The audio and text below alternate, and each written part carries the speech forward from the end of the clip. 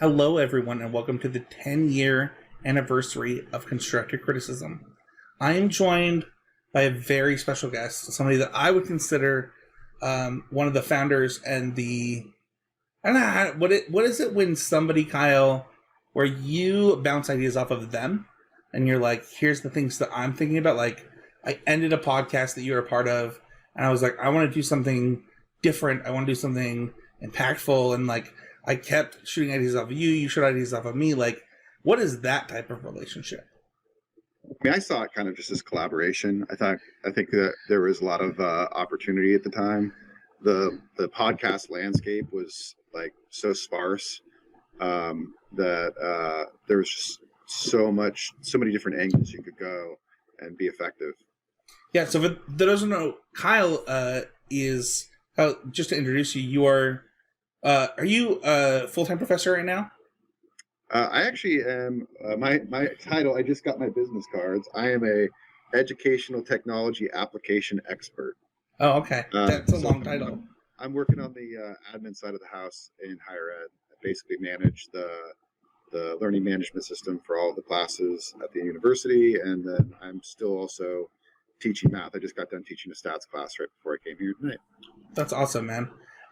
Kyle is, for those who don't know, like, it's been 10 years, so a lot of you might not that are listening to this, but like, Kyle was on episode 1, and my favorite line is, I think it's like you can't find the episode anywhere. I tried to find the first 4 episodes of CCMTG, and I can't find them.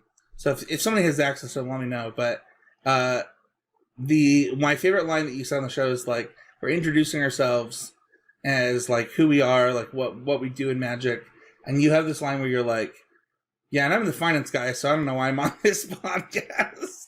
It's so funny. Yeah, and I think that's still pretty much where I lean in terms of Magic the Gathering. I mean, I'll still go to a pre-release whenever I can. I'll hit an F&M if the set I like to draft the set, but for the most part, it's stored sealed product for 5 years and flipping it, and then just moving into reserve list and then storing those for long term.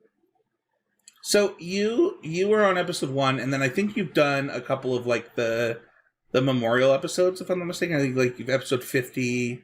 I think you were on stuff like that. What do you remember about like the beginning? Like the Spencer, Casey, Matt, Kyle moments of like, we're gonna do this show. It's about helping people qualify for the pro. Like, what do you remember about it? So honestly, what I think I remember the most is just that the Salt Lake Magic community is so robust that it was, and at the time, the ability to connect with anybody within the larger Magic the Gathering community, primarily via Twitter, was so easy. So we had interviews with Cedric Phillips, Gavin Verhey, Mark Rosewater, right? And it was like, it was not hard to get those interviews. I can't imagine the difficulty in trying to get those interviews today. And the ability to talk about the things that we were talking about 10 years ago, no way you could get away with doing that today. Yeah, it's funny to kind of think about like the brain tapped days, and funnily enough, like one of the reasons that like I wanted to do something different is like I wanted to be more professional. I wanted to do something more impactful, which is funny, right? Because like I think our last episode of Brain Tap is the Mark Rosewater episode, right, where we had him on, and like, man, what I would give to be able to get the guests the way that we got them on that show back then. You're absolutely right. He teased out the red draw ability that like of Chandra that is now just the red draw ability. But and now it's even evolved, right? So now you can draw and exile for like 2 turns, yeah, right? And you can draw and exile from your opponent's library. And yeah, that belongs to red. So it's true. It's really interesting that was really the entry point to that whole thing, and that was probably the first teaser for that ability anywhere in the Magic community. Dude, that's a good point. You make me regret hitting the delete button on those episodes. Oh, and to me, like the Cedric Phillips episode. Dude, I have a fun. So people ask me about Cedric Phillips. So like, didn't you have him on your own podcast? Like, don't you know him? And behind the scenes, like Cedric and I were like, Cedric was something that I felt like I could talk to, that like I was open to talking to the Magic community. And we had a local player who was Facebook friends with me who like attacked him on my Facebook page like a decade ago. And like I went to talk to him in an SCG event. He's like, dude, you got to pick better friends. Like, no more. And it makes you think about like, you know, the people you surround yourself with and like the importance of that type of stuff. So it's funny that you bring that up. I want to ask you, what did you think when I messaged you? Like, I messaged you like, hey, it's the 10-year anniversary of CC. I want you on first. What were your thoughts? I thought maybe I should actually listen to an episode because I've never actually listened to a single episode of this podcast. And then the next question is like, who is he corralled in to actually continue this 10 years later? And is he still getting paid? Yeah. So, you know, Hall of Famer Seth Manfield, you know, Wizards employee Michael Hindarker, a lot of people, Kyle. That's great. Congrats. Oh man, let's talk about the before though, because you're the only one that has this insight, and I thought this would be really funny. We did an interview with Chewy from the Mana Pool at GP Vegas that he put everywhere, and you and I were like, dude, we got a Magic podcast coming, and we're not entirely sure, but it's gonna rock your socks. And we had two big ideas at the time. It was the Devil's Advocate podcast, where there was one person that was arguing a point in Magic, and then somebody just playing Devil's Advocate. That was the whole show.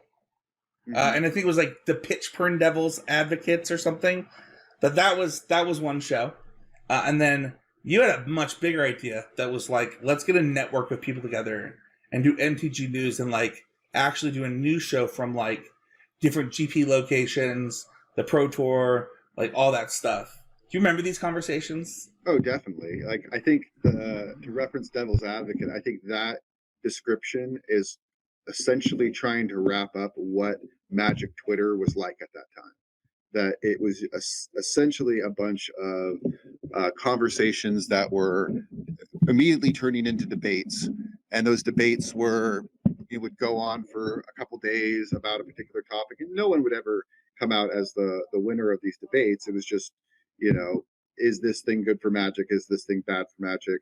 It, you know, very much rooted back into this old trope of this is the thing that will destroy Magic, right? And so you could just have any one of those things that is going to destroy Magic, that never does, and just debate those things. And that was basically what was happening 10 years ago on Twitter. Not that it's not that today, but dude, what's so funny is like thinking back about it, like the people that I was considering like for that show were like Doug Potter, like oh my gosh, who's the little Utah kid that's the Rager? He's not a kid anymore. He's like a full-grown adult now. there were quite a few Oscar Jones. Yeah, Oscar Jones. People know him by his NT2 name, but we will bring that up. No, I think that like the Devil's Advocate show was something interesting, and the reason that I didn't pull the trigger on something like that was like, I think that this helps, like, is a really entertaining show, but it felt like, I don't know if you know sports shows, Kyle, but it felt like a little bit First Take-ish back in the day, like the Stephen A. Smith, which is so funny because like First Strike is literally a podcast in Magic by KYT based upon First Take. But the newscast one like really got my interest.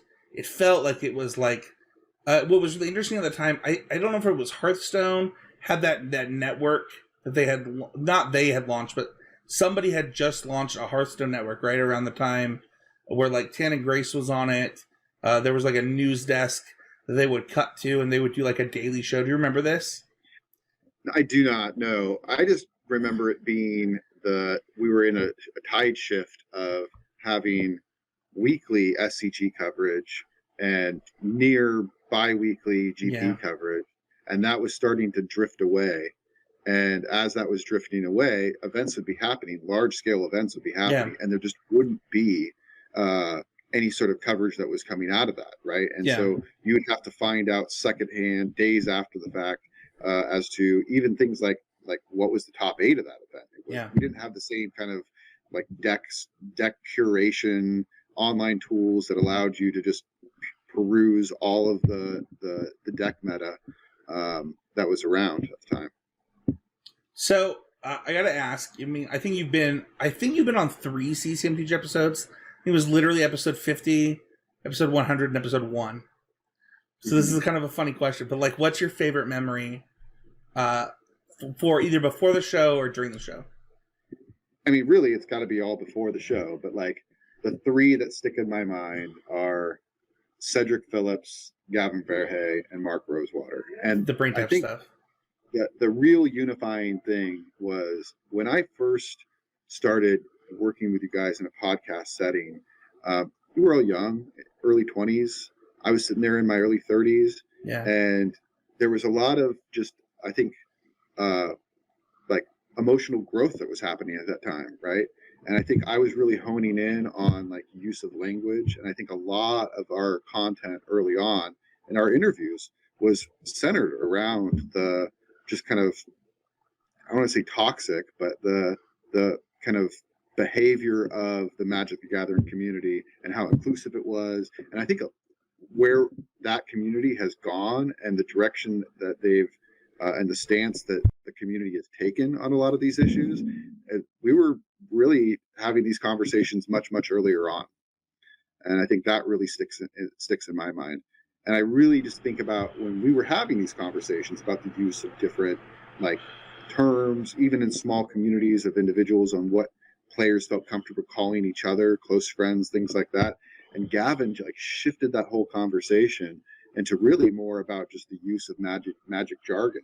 We sat and talked about the use of a term like "I bounce your guy." Like, what does that even mean to a new player? Yeah, this is something I've talked about with my current co-host Mason Clark actually quite a bit. Where it's like, you know, he's a huge proponent because Manlands has stuck with people so much, and he talks about like, let's call them creature lands. Like, what they're not Manland, they're creature lands. Like, let's call them that. Let's make it a more inclusive thing.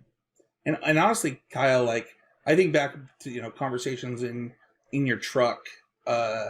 You know, people who listen to CC don't realize, I think, the impact that you had on me in my developmental years as like I was like 20 years old when we met, like 23-year-old. Like, that's just such an influential time. And like, I don't know, there are times where like Kyle bugs me so much. I'm like, shut up, you're being annoying. But then there are also times where like, I'm like, gosh, this is Kyle once again telling me that I'm being ridiculous. And you did that a lot for me in my youth. Like, and honestly, like, if you think about like always improving, which happened after you left the show, it's something taken from a job that I got. My first, I would call it like my first big kid job, my first job in a startup culture. And I think about like that mindset and like why we adopted it into the podcast. A lot of that had to do with like, you know, I remember traveling to events with you and talking about like, you know, if you top it this pizza queue, like, what does it mean? What if you know, what, how do you build on that? Right. And I don't know, I'm kind of curious, like, you just admitted you haven't listened to the show since you left, but I'm kind of curious, what is the idea of being always improving and always trying to be better tomorrow than you were today mean to you? Well, you know, I've been teaching for the last almost 15 years now, and I think that there's this kind of shift in the way that higher ed pedagogy is going into this idea of a growth mindset versus a fixed mindset, and it's very much tied into that, right? So that always improving doesn't mean that everything that you do is a step above what was happening before, right? Like, falling down is just as impactful for your growth as making an actual achievement itself. So I think always improving is really much tied into the same idea as growth mindset. And just as long as you both understand that making mistakes and struggling and that is a part of the growth process, and then also wanting to, that's the other piece, right? Like, I think you have to want to actually always be improving. You have to actively take those actions and have that mindset to be able to make it happen. And Magic is like the perfect game in a lot of ways to help with that, because it's so easy to get those like high highs, but it's also just as easy to like, you know, to an event and be like, what happened? Like, what did I do wrong?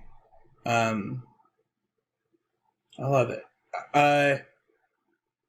I'm kind of curious, is there something like, obviously, like, you know, you've been separated from the show for over 9 years now. Like, I don't think you've been on the show for a long time, but is there something that like you would hope that myself and my co-host bring to listeners moving forward? Well, and I don't know if this is still a part of it, but I think the hashtag prior to always improving was, would that be good? Would that be good? Yeah, we got rid of that because it was a little bit of bullying. Right, but what I really appreciated about would that be good was that here we had probably one of the most toxic people in our local community who represented like lying and cheating and stealing. Yeah. And you were able to take that and turn it into probably one of the more positive aspects of that question. Would that be good? Right? That really, would that be good, was rooted in, here's this ridiculous thing that is not good, and I'm asking you if this is be good because I'm trying to engage you and take attention away from or take attention from you. And you were able to say, no, like, here's something that we're actually wondering if this is good, and we want to talk about. People ask about that segment still. I cannot believe you brought this up. I already know what podcast listener is going to listen to this episode and then immediately tweet like, bring back hashtag, would that be good? I gotta tell the listeners that don't know. So hashtag, would that be good, was a segment on the show that we would do at the end of every show, where we would go read hashtag, would that be good, on Twitter, back when like hashtags were like still a thing that people like regularly used, and we would just read them and answer them on the show. It got back to the person that it's about, which, by the way, has been banned from like every local game store in Utah at this point. There's actually just not a lot of play in Utah. But he very much came up to me and was like, hey, I feel like this is bullying of me. And I was like, okay, I'll remove it. Like, but you're right. I do think that I made me feel really good here. I really do think I took a negative of something that happened to us every day in this environment and turned it into something that people genuinely enjoyed and like enjoyed the conversation of. So I do this on our Patreon, by the way. We have daily discussions. Maybe that's how I'll bring it back. I don't know. You made me think here, Kyle, and you got me live on the show.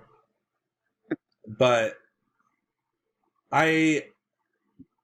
if there's one thing that I will say about hashtag, would that be good, it is that it certainly helped the show gain a relationship and showed me the importance of a relationship with your listeners that goes beyond just them putting in their headphones and is about like, hey, like, you should be available for these people that are dedicating the time to your show in any way that you can, as well as, you know, being being kind. Once you're reading something on your show that somebody tweets, right? Like, there's a dual part ownership here. You're saying this thing that you know I'm going to read on my show, and then I'm going to answer honestly, and then I also have to answer in a way that is both honest and not like rude. And that's an interesting partnership, and I think that it's a partnership that we have with our Patreon listeners with our Patreon questions, as well as with our YouTube listeners with our YouTube comment section. So we do try to do this, but I might find a way to bring back hashtag. Would that be good? It's something that somebody brings up like it feels like 18 months. Yeah, and I think, anything that involves like engagement, because I think what was so nice about that is that you didn't actually have to be involved with your podcast to be participating in those conversations. Dude, some of them was really funny. Like the number of times where it was clearly not magic related and we still answer it. Like it was magic related. Oh, right. Well, now, we've got hashtag MTG, which has taken on a whole other political sphere, right? Like, so. I get some weird stuff now, like weird likes when I tweet hashtag MTG. I'm like, I don't think I'm talking about what you think I'm talking about. Right. That's too funny. All right, Kyle. If people want to find you about MTG Finance, about the things that you're doing in the teaching world, where can they do that? Well, I think the easiest place to find me in terms of Magic and Magic Finance is just on Twitter. My handle is brother52, so you can find me there. If you just search hashtag MTG Finance, you'll find me there. There was one hashtag that I had that pretty much I think I have ownership of, which is shop crawling. So I think it's like. Do you miss that? Yes and no. I mean, I miss a lot of things about traveling across the country in a truck, being a nomad, and basically being able to finance a vehicle and driving across the country through buying and selling Magic cards. That was phenomenal. But I also recognize that you have to have a very, very open lifestyle that doesn't require a lot of responsibility to be able to do that. And now that I'm in a position where I have a lot more responsibility and I have less free time, I'm seeing the benefits of that as well. All right. Any shout outs you want to give before we wrap it up? I guess I just need to give a shout out to Oasis Games, because that really was the place that started it all for me in Salt Lake. Started off for all of us, man. Like, let's go. I missed Oasis's tournament last weekend, but what a place, man. Yeah, no, exactly. And getting to see the new location that they had, I don't even know how old that new location is at this point, but like that was really nice to get to see last time I visited. And yeah, and then here locally, I got to give shout out to Outer Plains and Santa Rosa. They're kind of basically the go-to spot. So yeah. Okay. Shout out to Josh, little Josh, wherever the hell he's at. Dude, where is little Josh? I gotta reach out to little Josh. But I'm hoping that I have high hopes for that kid. I hope he's doing good. All right. Well, thank you so much, Kyle, for coming on. Don't forget to follow Kyle on Twitter. This was like, you said a hashtag with that because like my whole brain went into like memory mode. I love this. I think we're gonna get some good stuff from this. Kyle, thanks again, and we will see everybody for the next part of the 10-year celebration of CCMTG.